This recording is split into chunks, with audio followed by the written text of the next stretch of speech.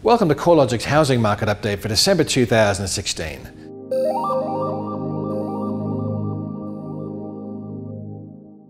This month, we're providing a wrap of November's Hedonic index results, as well as some focus on housing supply and investment levels, which are once again moving higher since the recent round of rate cuts in May and August earlier this year. Capital city dwelling values edged a further 0.2% higher in November, according to the CoreLogic Home Value Index. Although values rose in November, the month-on-month change was the lowest since December last year, potentially indicating that the re-acceleration of housing market growth rates, which has been evident over the second half of 2016, may be starting to abate. The softer monthly result was largely attributable to a weak performance within the Melbourne unit market, where values were 3.2% lower over the month and they were down 1.1% over the rolling quarter. Although the pace of capital gains has moderated compared with previous months, the stronger growth conditions across most of the capital cities since the May and August rate cuts have pushed the annual trend of growth higher. The combined capitals index is up 9.3% over the past 12 months, after recording an annual growth rate as low as 6.1% in July earlier this year.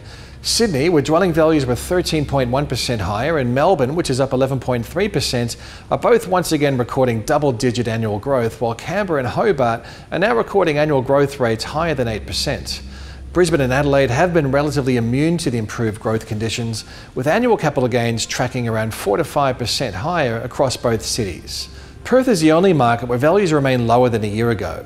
Over the past 12 months, Perth dwelling values have fallen by 3.4%, taking the cumulative decline to 9.2% since values peaked back in December 2014. Now let's take a look around the housing markets of each capital city.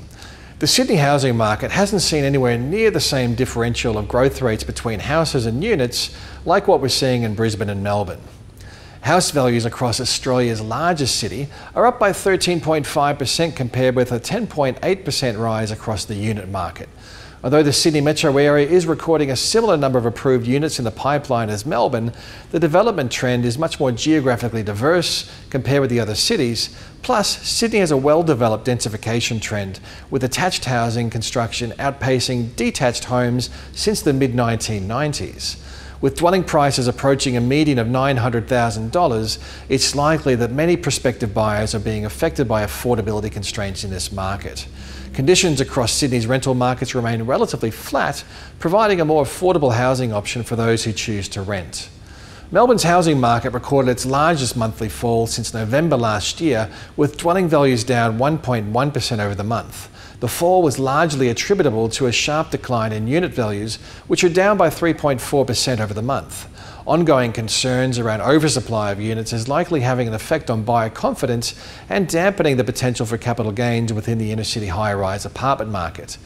The past 12 months has seen Melbourne house values rise by 12.2%, while unit values are up by less than one-third of that at 3.9%.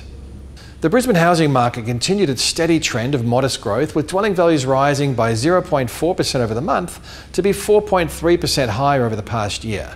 The gap between house values and unit values has grown wider over the year, with the value of a Brisbane house up 4.3% over the past 12 months, while unit values were down by almost 1%. While the capital gain trend is mild in Brisbane, rental yields are generally higher than most other major capitals. The higher yield, coupled with modest growth, has provided the Brisbane housing market with an 8.4% total return over the past 12 months. The Adelaide housing market showed a strong result for November, with CoreLogic's index showing a 2.9% rise in dwelling values over November.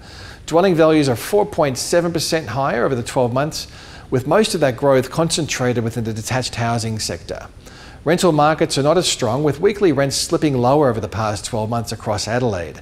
Despite slightly lower rents, gross rental yields remain above the combined capitals average, with Adelaide houses averaging a 3.9% yield and units showing a gross yield of 4.6%. The downturn that's been evident across the Perth housing market since December 2014 took a pause in November, with Perth recording a 0.6% rise in values over the month. The trend remains weak, however, with Perth dwelling values down 1.1% over the quarter and 3.4% lower over the year. The silver lining around the decline in Perth dwelling values is an improvement in affordability. The dwelling price to income ratio across Perth has fallen to a pre-GFC level of 5.4. meaning the typical household will spend about 5.4 times their annual household income to buy the typical Perth dwelling. Hobart has been experiencing an improving housing market over the past year, with dwelling values now 8.5% higher than a year ago across the Tasmanian capital. The strong housing market performance comes after a long period of sedate conditions, with the average growth rate over the past decade being only 1.1% per annum. Hobart remains the most affordable capital city in Australia, and it's also showing the highest rental yields of any capital city. Interestingly, and somewhat surprisingly, the Darwin housing market has shown an improvement in growth conditions, with annual capital gains moving back into positive territory, recording a 1.1% increase in dwelling values over the past 12 months. The improved results are supported by a consistent rise in transaction volumes over recent months. However, listing numbers remain very high across Darwin, which is likely to keep a lid on the pace of capital gains for the time being. Housing markets in Canberra have been showing a solid rate of growth, with dwelling values up almost 3% over the rolling quarter and 8.4% higher over the past 12 months.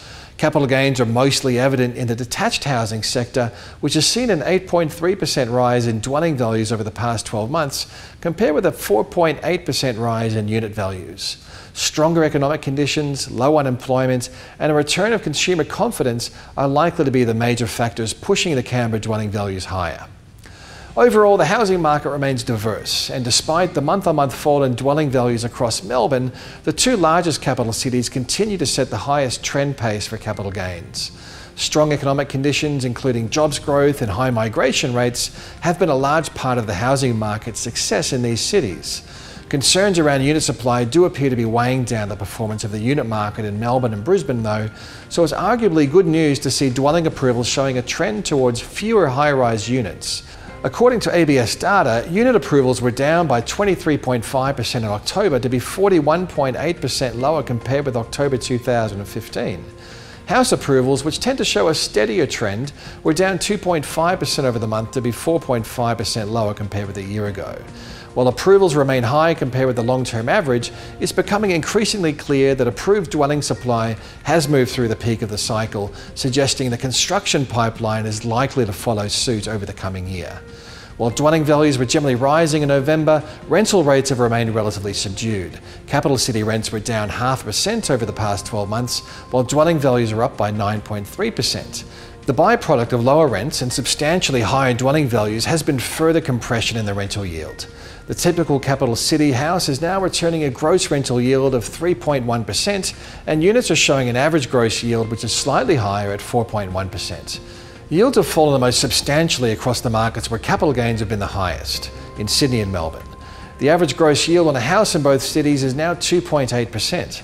However, with steep falls in Darwin unit values, the capital city of the top end is now showing the lowest gross rental yields for units at 3.6%, although Sydney isn't far behind at 3.8%.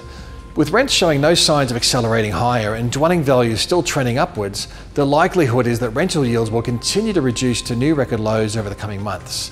The low yield profile doesn't seem to be a concern to investors, with housing finance commitments for investment purposes tracking consistently higher over recent months. Since May, which coincided with the first of the two rate cuts this year, the value of investor housing finance commitments has risen by 14.5%.